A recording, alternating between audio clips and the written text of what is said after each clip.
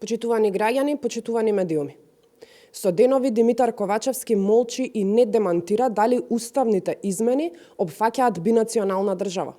Димитар Ковачевски, кој не излегол на избори и не влече легитимитет од гласање од страна на народот, туку од волјата на ДУИ, е заложник на нивните интереси. Ковачевски треба да одговори на јавност дали Груби кажал, а тој прифатил Македонија да стане држава на два народи, односно бинационална држава. И дали за тоа требало да има посебна кампања во престојниот период со која требало да се убеди јавноста во таа идеја.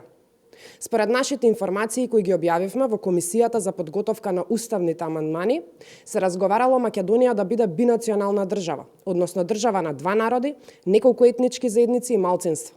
Ваквиот план на власта е поразувачки.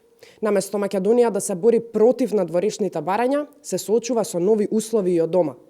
Ковачевски да внимава што ветува, без разлика на наградите кои ги добива од ДУИ, без разлика колку и да мисли дека обстојувањето на власт му е најважно од се, тој мора да остане достоинствен. Само месеци неделат од изборите и треба да знае дека по истите ќе следи одговорност. Ви благодарам.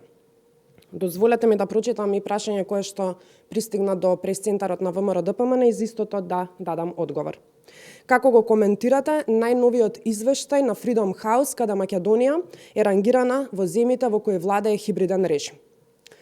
Најновиот извештај земји во транзиција 2023 на Freedom House ја рангира Македонија во земји со хибриден режим. Извештајот покажува дека Македонија со години тапка во место.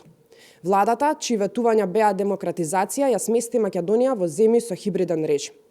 Оценката за владење на владата е 3,5, како и онаа на независноста на медиумите. Корупцијата е оценета со 3,25, исто како и независноста на судството. Од 1,3 никако Македонија да види повисока или подобра оцена, која пак ќе значи нејзин напредок каков што заслужува. Ова се катастрофални рангирања во низа и со оваа власт стануваат се полоши, со секое ново рангирање. Задоволувањето со просекот или стагнирањето е одлика на слаба и нефункционална влада. Почитувани на Македонија и се неопходни промени и напредок, кои ќе резултира со подобрување на реномето на Македонија на сите релевантни светски извештаи, а ВМРО-ДПМН на тоа се обврзува. Ви благодарам.